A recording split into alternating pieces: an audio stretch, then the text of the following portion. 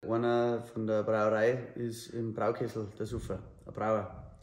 Und dann, ja, ich kann es dir vorstellen, auf der Beerdigung komplett die Brauerei ist da, alle tiefst traurig, alles schlimm.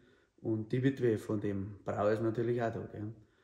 Und sie versteht das nicht, sie kommt einfach mit der ganzen Situation nicht klar und sie möchte einfach irgendwie abschließen können, aber ja, dann geht es halt zum Braumeister hin, zum Chef und sagt, ja, also Herr Müller, Sie müssen mir jetzt bitte sagen, wie hat denn das passieren können, dass meine Mutter den Braukessel so ist.